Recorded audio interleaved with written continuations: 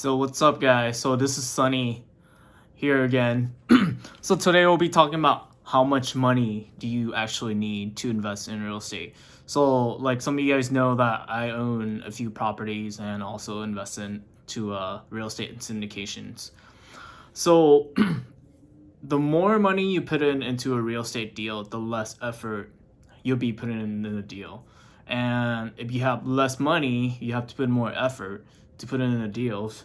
So we'll go into three ways of how you can invest into real estate. So like I say, if you have more money, if you in a position that you have more money and you can put 20% down on a real estate rental, you'll be, let's say the house is about $200,000. So if you put 25%, let's say 20%, you'll be putting about $40,000 in real estate. However, some of you guys live in a very expensive area like me. I live in Southern California, which is the houses starting at least about $750. But you can also go out upstate, like Tennessee, Indianapolis, or Indiana, Texas, or any else that you'll find a good rental. Most of the time, it's in the Midwest state. So you can find a house from like $100,000 to $200,000. That cash flow after you pay all the mortgage, insurance, property taxes, and property management, and including all the maintenance and all this stuff. So let's say if you have money, like let's say $40,000, then you could just find a rental that's worth $100,000 and $200,000.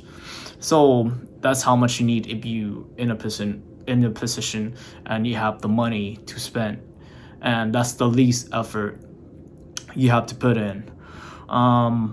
For example, one of my duplex that I bought in Missouri, it's $200,000, so I have to put in $40,000 a down payment, and I also have to have some reserve just just in case something happened. I would like to have at least $10,000 to $20,000 of reserve when I actually purchase the property. So if you have, let's say I have to put in $40,000, I want to have at least $60,000 just in case if there's something happen, if the roof leaks, or if the plumbing doesn't, it's leaking or broken, or if the AC unit or the furnace is going out. That's gonna cost you up to $10,000. There's another way to get into real estate that's cheaper than if you're not in a position that you have the down payment for the rental, and you don't have to live in the property, like a real rental that you have to put in 25%. Another way is that you can buy a property with a FHA or conventional loan that you can put as low as 3.5% down. Let's say the house is worth $200,000. You could put a 3.5% down, and that will be about $7,000 that you have to put in. But you have to account for some closing costs, which is about 2% of the selling price. So let's see, $200,000, 2%, that's about $4,000. So your down payment is $7,000, and your closing cost is $4,000. So that will add up to about $13,000. This is only if you plan to live in the property. This is how, and you actually you could do a house hack, rent out the rooms, or you can just live in the property, and then after a year you move out and buy another property and rent them out. But you have to make sure that the rent around that area will cover the mortgage, all the expenses, mortgage, property insurance, property taxes and auto maintenance. Let's say if it's $200,000, your mortgage is gonna be about $11,000 or $1,100. So you have to get at least $1,700 to be able to cover everything when you move out. So you get cash flow on the property after a year. You have to stay in the property after a year because that's what the FHA require you to stay. If you don't stay for a year, that could be a legal issue for you, and they can go after you if you don't actually stay there for a year. I'm sure there's like exception to that, but in general, you have to stay there for a year. Or you could just buy a duplex or a triplex or a quadplex and rent and with a FHA with 3.5%, and you could just rent out other units and live in one unit.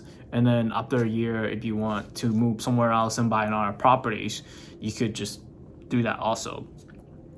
And this is I would say a moderate work, because you have to stay there and manage your tenants, and also you might have to do some maintenance yourself if you become a homeowner or landlord, if you do house hacking.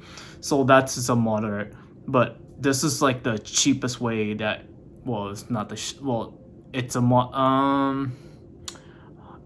this is the easiest way. I would say this is the easiest way to get into real estate without learning a lot more stuff that you have to do all the marketings and all the other stuff to get deals. So the last way, this is the most effort but the least money. So the last way is that you have to find deals and partner with other people. So what you'll be doing all the work, and you'll be finding a partner that will give you the capitals to invest with you, to partner up with you on a deal.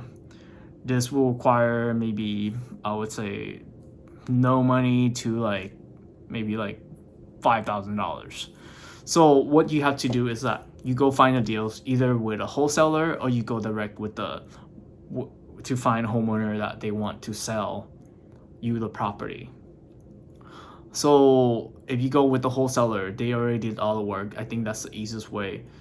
You just have to find and secure a deal, and sometimes you have to put in a deposit. Sometimes they ask for $1,000 to $5,000. So it just depends on how much you want. The other way that you could find a deal is that you could go, drive around, knock on doors, see if you look for a property that you can add value, which is like a fixer-upper, the rundown properties, and you go knock on doors, talk to the property owners, and you negotiate the price with them. And then you bring it to your partner and make sure he provide you the capitals that you need with the rehab or with how much over the selling prices. So there's gonna be a lot of skills that you need to learn before, and a lot of research, but you need less money, but you have to do a lot of work. So like I say at the beginning, if you don't have a lot of money, you have to put in a lot of effort. So, but this is good if you have a lot of time and you don't have a lot of money. This is the best way to get into real estate. Or you can just be a wholesaler, you could just go directly to the owners, find a property, find a deal, and then get it under contract and assign the contract to someone else, and make whatever mark up the price, and make whatever you mark up to the of the price that the homeowner wants. So those are the three ways, and that's how much money. So like I say, you can spend as little as $0 to 40, 50, 60 grand if you want to buy a rental out of state, and you will be that's how much you will need 0 to 60,000. It depends on how much effort you want. So if this video give you any benefit you in any other way, please give me a like and subscribe to my channels. I'll be posting weekly. So thanks guys.